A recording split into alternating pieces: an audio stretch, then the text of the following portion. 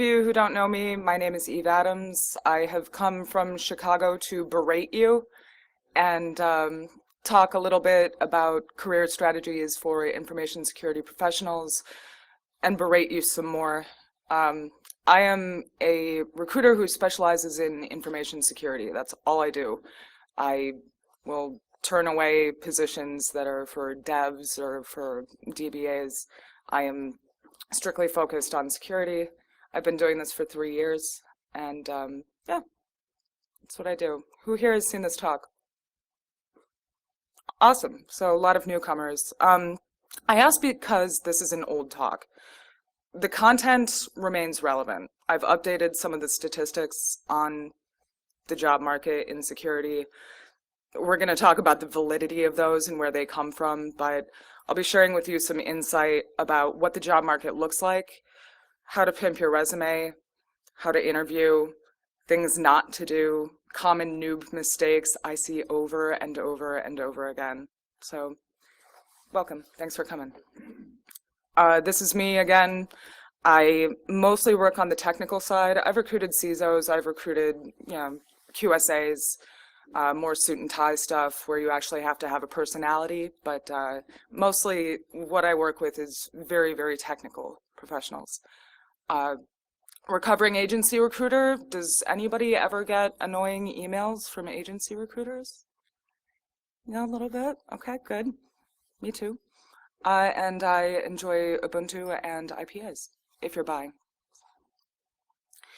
So let's talk about some statistics. As I say, these are a little iffy because they're from the Bureau of Labor Statistics, which is a government organization, and of course I implicitly trust everything the government tells me, as I'm sure we all do.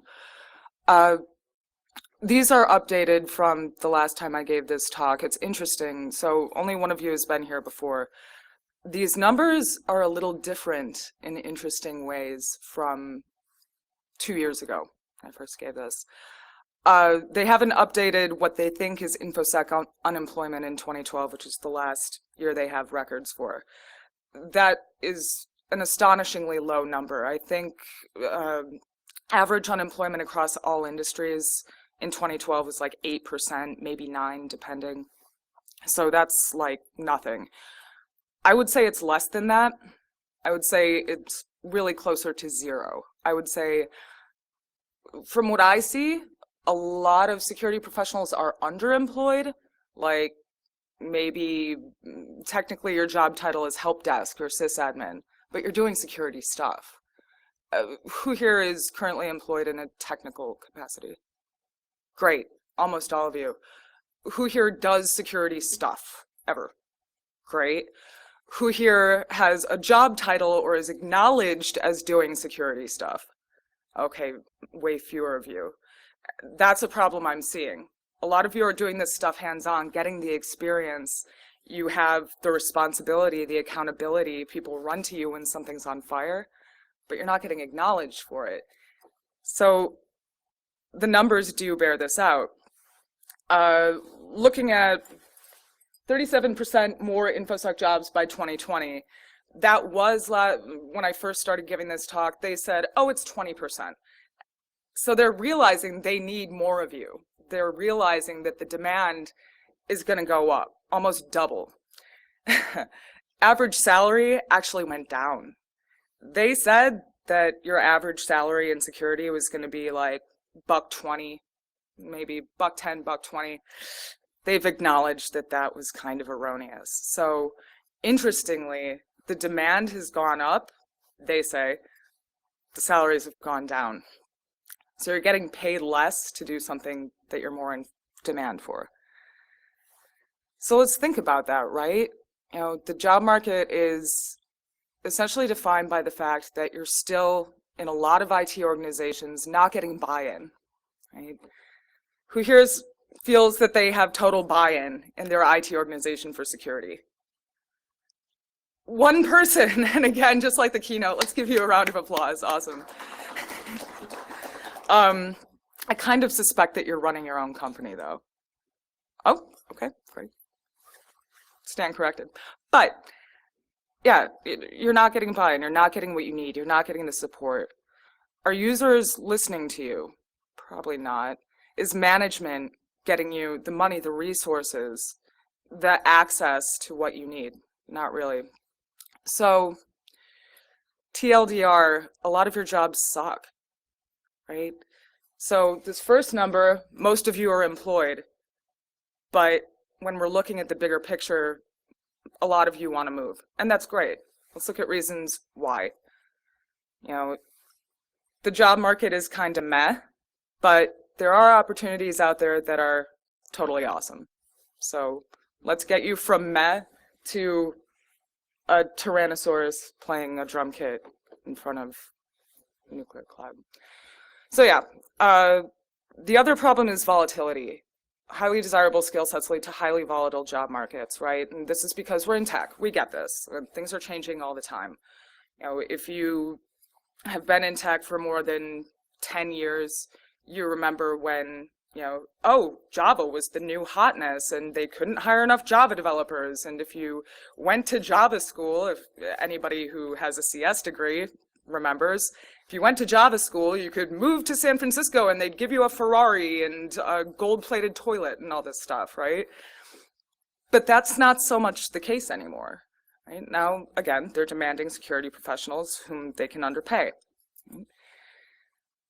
This can come down to money and bidding wars, however. I'm going to contradict myself now and say, yeah, the government kind of quasi-lying information that I just presented you, you are underpaid, but I have also seen security professionals who are fabulously wealthy. It happens.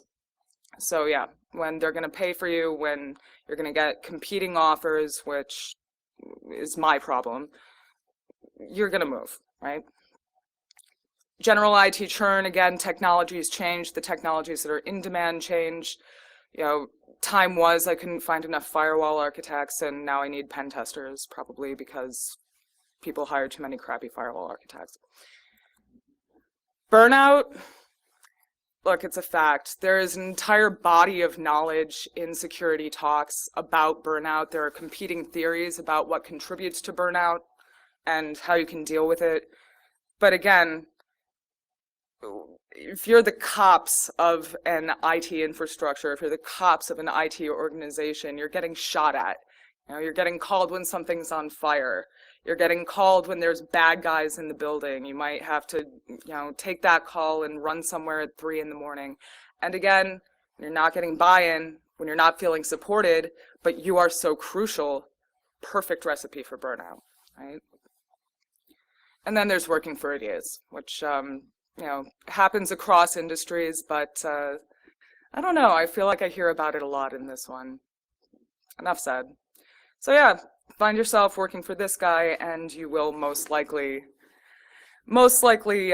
peter out and find yourself playing Tetris, eating, what is it, Cheetos off your desk. So, what do we do about this? Let's start with your resume. You know how I mentioned a lot of the time you feel like users don't listen to you no matter how much you patiently explain, please do these things, you know, this is not that hard, and then they ignore you and make their password 1234 anyway. This is really basic stuff, and I am surrounded by some of the most brilliant people I've ever met in my life. And like many geniuses, you tend to ignore the common sense stuff, the stuff that's right in front of you, that's really easy, really basic. And I keep getting the same questions over and over again, just like users ask you the same questions over and over again. And that's okay. That's why it's the last time I'm giving this talk, because I'm sick of yelling at you about these things. I want to yell at you about some new stuff. Here's the basic stuff for the last time. Verb all the nouns. Your resume is not a race car, a pretty princess, or a junk drawer. And the TLDR is show me what you can do for me. Sell to me the value that you can add, just like Dave was talking about. As a security person, how are you adding value, or how can you add value to my organization? I'm going to get deeper into this stuff. So I see this a lot. A lot of people like to tell me about every application, every technology that has ever been in any office that they have also been in. I strongly doubt anybody is a subject matter expert in all of these. Also, wget and no curl. What? So this doesn't tell me anything. This is a bunch of nouns. This is just a list. So, okay, what did you do with these things? I see a lot of scanners. Okay. Are you maybe a network pen tester? Possibly. I have no idea. Also, if you can tell me that you can use a scanner, that doesn't tell me if you're a decent pen tester or not.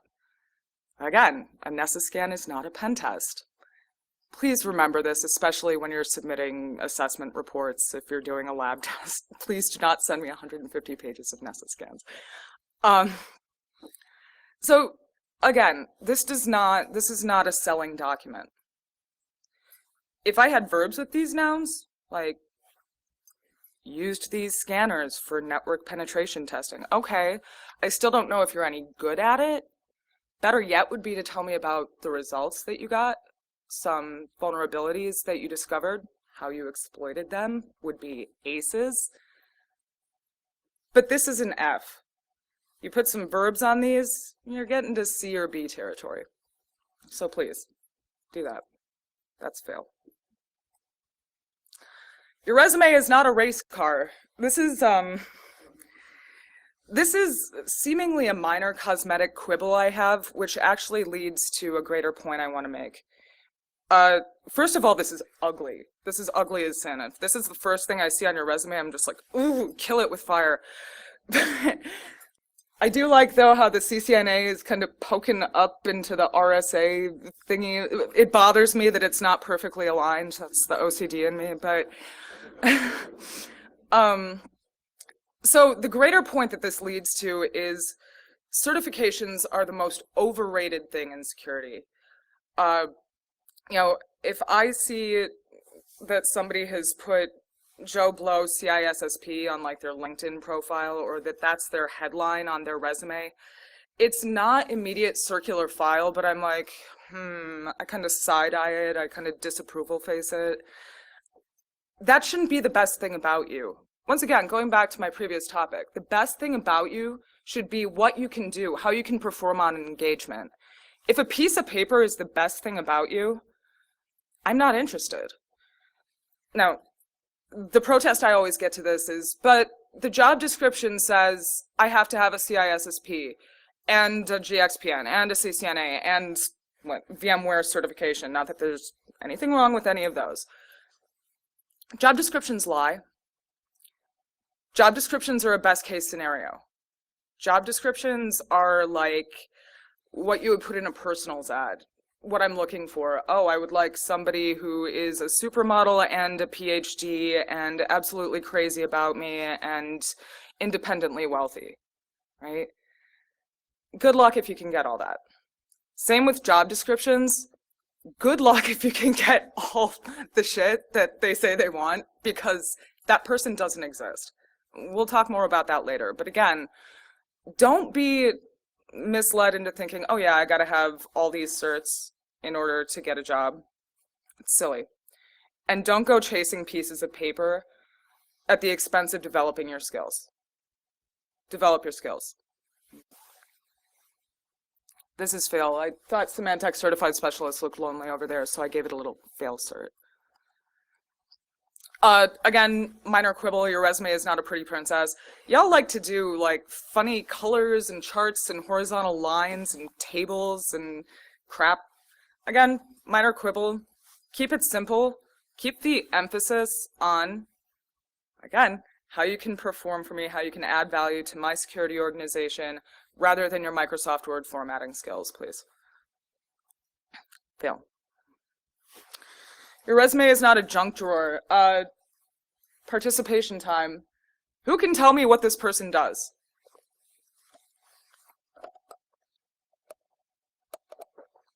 I'm seeing a lot of blank faces. Purple team, yeah, stuff, yeah. Security, you know, again, there may exist a person out there, probably a couple, who are subject matter experts in all these things. If you've touched on all of these things, super. You're probably, though, focusing on a couple of them, right? if you're a pen tester and an ISO 27001 auditor, again, I'm sure that exists, but something is going to tell me that you're probably not that great at either of them. If you're spending equal amounts of time on all this stuff, God forbid you're an incident responder if you're also doing all this stuff. That frightens me. But get a focus on, the job you're applying for, hopefully. The job that you have, present to me the value that you have added. I sound like a broken record right now. And if you are the unicorn who has done all this stuff, fork your resume. Just split them up. Have your auditor resume, have your firewall architect resume, have your pen tester resume, and call me because I will hire you. Maybe fail, can't tell, too vague. This is a good resume. This is my good friend. Can everybody read this? Good. My good friend Jane Q InfoSec, yes. I use the Simpsons address because I'm a huge dork. I can tell what Jane does. And it actually is kind of complex. Jane has like 10 plus years. This is a real resume, by the way, used with permission. Jane has 10 plus years in InfoSec. Jane has done a lot of stuff. But at this point, Jane is a web application security engineer, network and web app. Jane has verbed all the nouns. Jane has provided beautiful detail, 2,000 employees, 5,000 hosts. Here is what I did with all of those technologies that, I could have put in a big block of text at the bottom of my resume, but instead I helpfully verbed all the nouns. It's simple, it's easy to read, it's right to the point. This is a headline. Here's what I do. Here's how I add value at my current job. Here's how I can help you in the job you're hiring for. Beautiful, perfect, A+. Love you, Jane. Win. This is good verbing of nouns too, getting a little bit more granular. This person has talked about vulnerabilities that they have tested against. This person, beautiful, used Burp Suite to, subject-verb agreement, but okay. Exploits run. Fantastic. I want this level of detail on your resume. Okay. Win. So good. We have a beautiful resume. How to get a cool InfoSec job. There's 3 major strategies for this. You can, some of you do it, not a lot of you. Post and pray, throw your resume up on a job board, hope for the best. Spray and pray, apply to what's posted. This is problematic, right? Because once again, job descriptions lie. You may be shooting your resume off into the ether to be ignored forever by some crappy agency recruiter. Or, better yet, network in. Learn about jobs before they're officially open. Talk to current employees, anybody you know. Everybody you know knows somebody, right? Any of you are looking for a job, and I know a lot of you are because you're here. Look around you. Everybody here is at an organization that is hiring. Because once again, we have so much need, as the government has acknowledged. Every organization needs more security. I think we can all acknowledge that. Whether they realize it and hire for it is another story. But every single person here, if you're employed, you need more security, so you should be hiring. Talk. You're here at a con. Talk to people. Look to your right, look to your left. That person is an organization that's hiring. Right? So events, even recruiters. If you find a recruiter that you can tolerate, if you find a recruiter who, 99% of recruiters technically are brain dead, and that's okay. It really is okay. If you can find a recruiter who actually tries, it's like when you go to France and they're mean to you if you insist on speaking English, but if you try to speak the language, they'll be nice to you. If you can find a recruiter who will make the effort to understand what you do, to understand what they're hiring for, you have found the 1% of recruiters, right? So they can work with you, and often they'll refer you to places. They can be helpful. We're not all bad, just the vast majority of us. Right? So yeah, again, I'm sure we've all seen job descriptions like this. Not only do they lie, but a lot of the time it's like, again, can anybody tell me what this person does, what this job consists of? And stuff. I do the securities, I make the securities. It's really not specific at all. A lot of the time, this is because job descriptions can be legally binding documents. It's kind of cover your ass in case you're asked to do something one day and you say, well, that wasn't in the job description. It becomes a legal question of whether or not they can terminate you for that, and it's really treacherous. But again, ignore job descriptions. Your goal, just like with a tech support call, should be to get a live person on the phone as soon as possible, somebody close to the technical function who can give you the skinny on what the job actually is, what it actually requires. Oh, are those certs actually required? Oh, does the hiring manager like this? Oh, are we really looking for someone with Python scripting skills? Get that intel. I know you're good at it. So yeah, what even is that job description? Sometimes they're actually impossible. Like 5+ years with colleague. The ability to lift 700 pounds is from a real job description I saw. I think they meant 70. Hoping. I don't know. Some of those juniper boxes are really heavy, but I don't know. What? So yeah, they can be legally binding documents. Get the real story. Get close to somebody. Ideally, the hiring manager or somebody who's lateral to the role you're applying for is great. Somebody who's in there, knows it, does it, gets it. Learn about jobs before they're open. Again, there is an unaddressed need for more security people in every IT organization. Social media is oft neglected. LinkedIn is okay. It's spammy. It's full of salespeople and recruiters and other ne'er-do-wells. So I prefer Twitter. Twitter is awesome and underutilized. Hashtag InfoSecJobs, it's right there. It's fish in a barrel. I post all mine. A lot of organizations do too. Might also want to look at IT jobs because, as we discussed, a security function in what's called an IT role is often unacknowledged. So yeah, hop on Twitter and talk to people. Say, here's what I'm working on. Here's a link to my GitHub. Ask questions. You might feel like you're pestering someone or you're too shy or, oh, I'm nobody, I can't talk to this rock star. But screw it. What's the most you have to lose? Some rock star thinks you're a dork. Who cares? Get in there. Talk to people. So we're talking about linking the hunters with the hunted. And, oh, GrrCON. Here's an FAQ. I know gray hats, I know black hats, I know gray and black hats who are trying real hard to be the shepherd, if you know what I mean. They're trying to become whiter, and they're looking for legit jobs. Or say you are squeaky clean, but you've been involved in the community. You go to BurbSex, you go to MySex, you go to, is there like a local security meetup here in Grand Rapids? Make one. Come on. You do? Sure, GrrCON. Awesome. Yeah, perfect. If you do that, if you go to it, put it on your resume. Put it maybe kind of towards the bottom. Again, maybe don't necessarily lead with it because very few employers are hiring somebody who can meet up with other hackers and drink.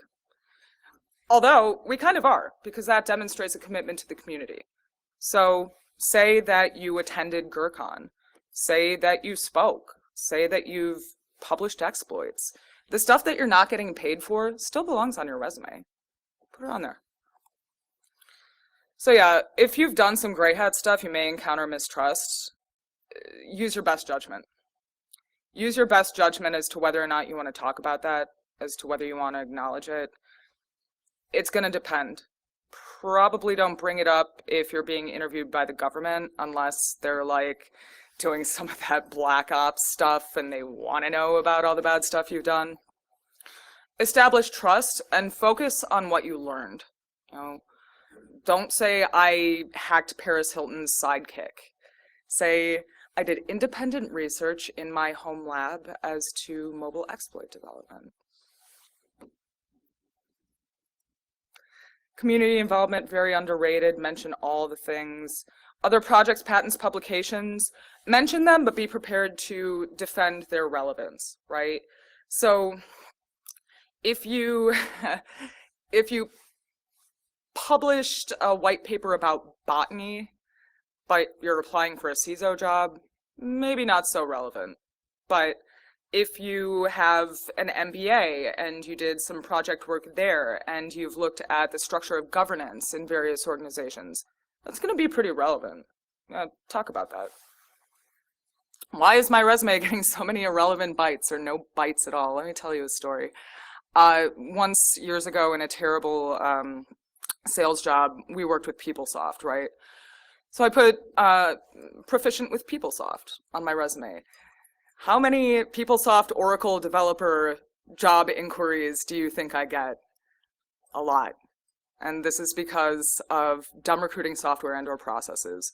Of course, we use keywords. We use Boolean strings. I use them. There's no way around it. If I, if I didn't use them, my job would be infinitely harder.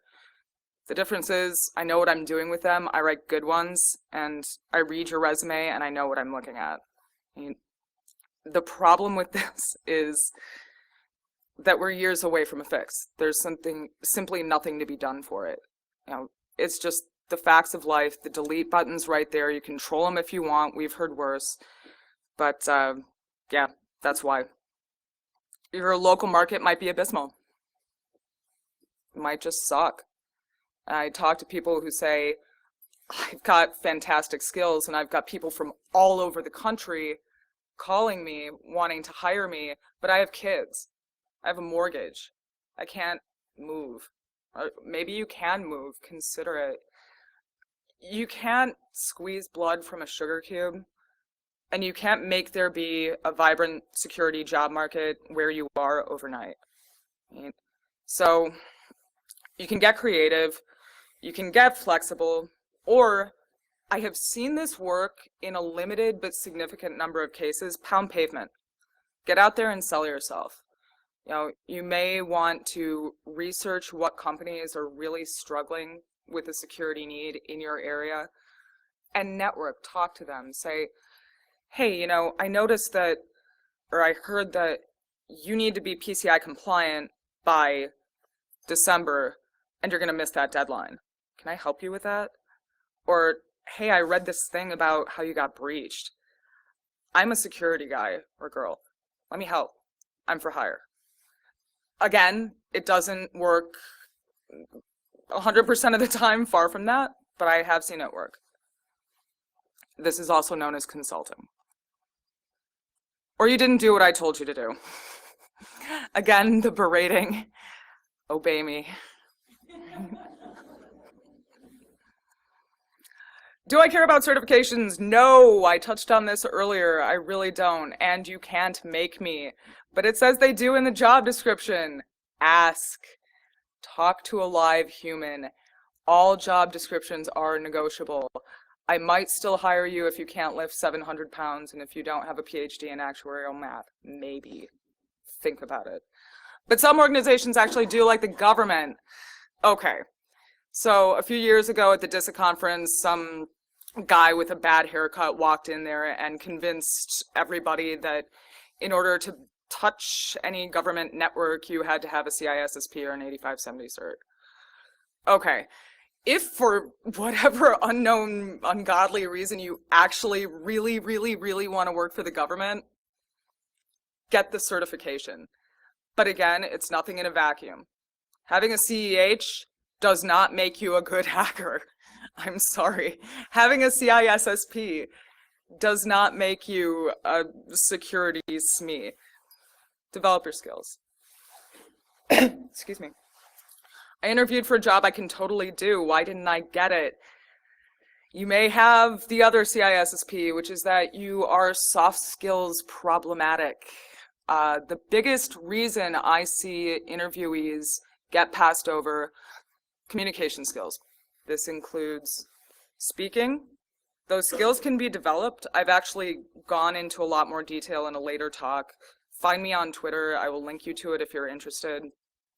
But I have people, genius people, awesome people, say to me, I just feel I'm too socially awkward, or I clam up in interviews and it's nerve-wracking and it's scary. I get it. I'm like that too. I'm shy. I overcome my shyness. But you can too. Those are skills you can work on. Those are skills you can work on, just like coding, just like security, just like anything technical. Your writing skills, I cannot emphasize enough. You will be required to write in any job. Sorry, it's just the way it is. A lot of us hate it, but again, you can get good at it. And I've seen so many people get panned because they could not put a sentence together. Work on communications, selling yourself, presenting yourself. Again, I go into this exhaustively in another talk. Find me on Twitter. You were great, but you just weren't what they wanted. Might be nothing personal. Again, I pass over people all the time because it's like, it's a really great person, great skills for something else, maybe in the future. Just not an exact fit. That's okay. Don't take it personally. If you must have the job, or if you must have a job with the organization, keep the door open. Keep it friendly. Keep in touch. You're not bothering us. You acted like the plague and you were Joey. Has everybody seen Hackers here? Okay, so the plague is supposedly the super badass hacker, and Joey's like the noob, and he's cute, but he's a good guy and he's trying. I see opposite direction from a lack of confidence, lack of communication skills. I see a lot of people come in with their guns blazing, and I talk to 100 people a day who are all the best hacker. And I'm like, how can you all tie a 100-way tie for the best hacker? And I kind of want to conference them all in and watch them fight. Just argue with each other, or get them on Freenode and watch them just go back and forth. Confidence, assertiveness is not cockiness. Assertiveness is not arrogance. Selling yourself truthfully and saying, here's how I have added value, here's how I can add value. That's not cockiness, that's not arrogance, that's telling the truth about yourself, right?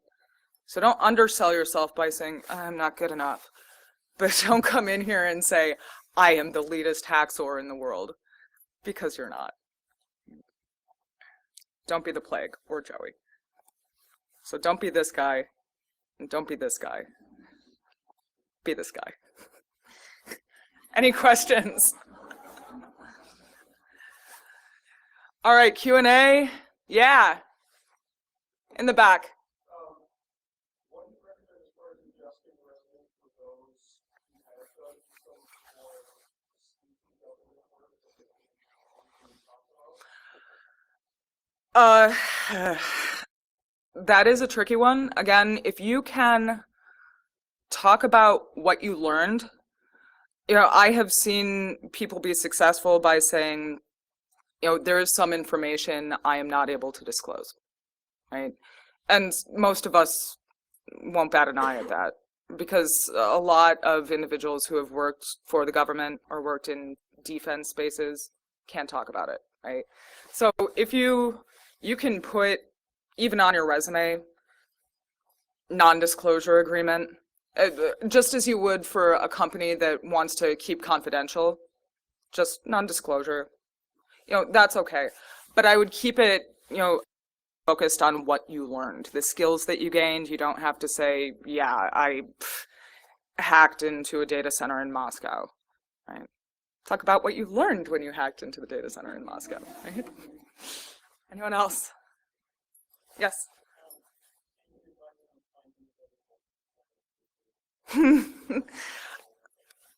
Find me on Twitter. No, a lot of the time, the most successful recruiters are ex-IT people. So I used to be the world's worst sysadmin. I learned, because I hate users, I learned recruiting from a network engineer. And the first thing she did is say, okay, let's review the OSI model. So if you can, it's kind of a hassle, but if you're paging through LinkedIn looking at recruiters, you will see people who maybe weren't a fit for IT like me, or like my network engineer mentor, and they're like, okay, I still know all this tech stuff and I know what a good technical professional is, so just go into tech recruiting. I see that a lot actually. Oh, yeah, great. Mm-hmm.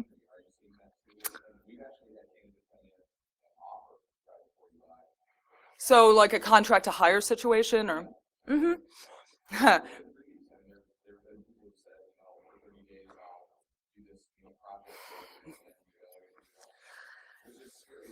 Yeah. Right, right. And how liable are you? And yeah. So that I read an article the other day about that being increasingly the norm in startups in the Bay Area. They'll say, "Hey, come do some free dev work for us, and maybe at the end of the tunnel there will be a job waiting." And I honestly, I think that's terrible. If people are volunteering to do that, I don't know how your HR structure is set up. I would say, hey, you know what? We understand that you may not be fully committed to a full-time position here, but let's try a contract to hire situation. Or take them on a 1099, which is actually much simpler than a lot of people think. Say, no, we want to pay you for your work, right? Even if it's nominal. But yeah, the whole tryouts thing, I don't like it. I think it's fishy. What else? Yes.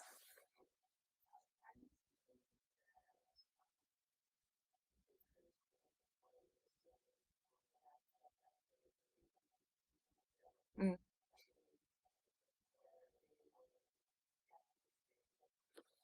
I'm gonna answer you like an engineer and say it depends. So I, excuse me, for positions internal to my company, and I hire for external clients too, which is why I say it totally depends. For positions internal to my company, depending on how important things like writing skills or client facing skills or being able to slog through a report are, a bachelor's degree is going to be an indication that they have done that before, because you don't get through college without writing at least one paper, right? So I at least know that they can get a passing grade in intro to comp, and that's great. That's better than a lot of people that I talk to. So no, it is not a requirement for the more technical functions. Like a pen tester, I don't care if a pen tester has a degree. I could care less. I actually would prefer a pen tester who has spent those 4 years at home playing in her basement, in her lab. But, some organizations, especially more corporate organizations, will say, yeah, you gotta have it to get in. More often, I see it as a requirement for promotion.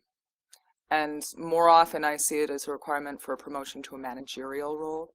So unless you really want to go into management, I don't think it's a requirement.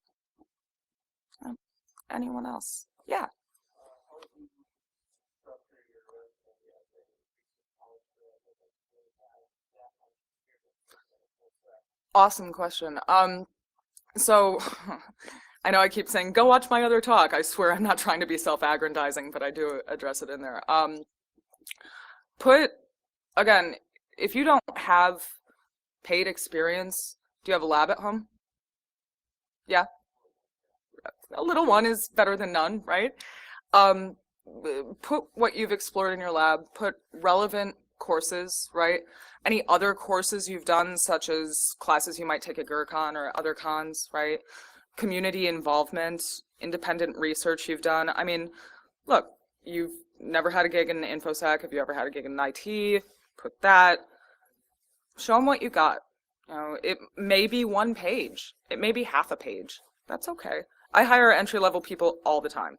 One of the best pen testers I've ever met, I hired straight out of college, never had a job before, much less an IT job, and I hired him for, gosh, an 85K a year job. But he had spent a lot of time in his lab, like he had no friends. So, but now he's got lots of friends because he's making 85K a year. So, who else? Yeah. Oh, pick one.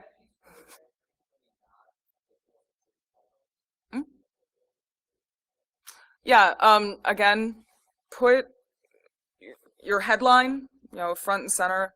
Talk about the security functions that you've had if you're taking care of security within your IT job, or as we were just talking about, if you haven't been had security responsibilities in your IT job, talk about the stuff you've done independently.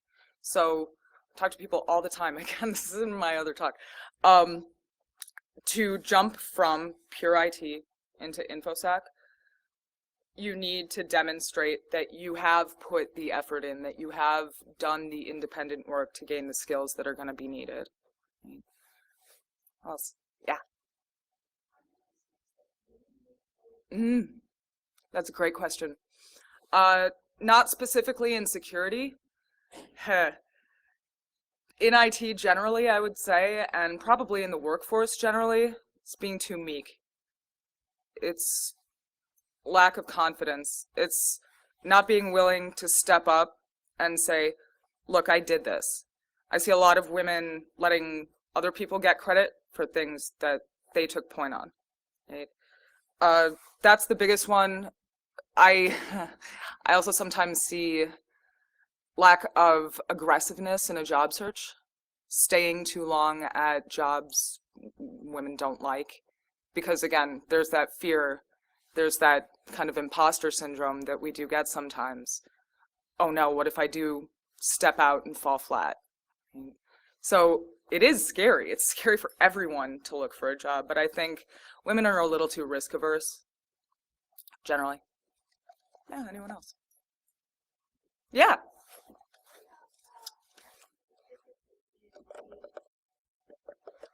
Yeah. Older workers tend to have way better communication skills, way better interpersonal skills. Look, you've been at it longer. It's not your first rodeo. Ageism is a real thing. It's a very real thing.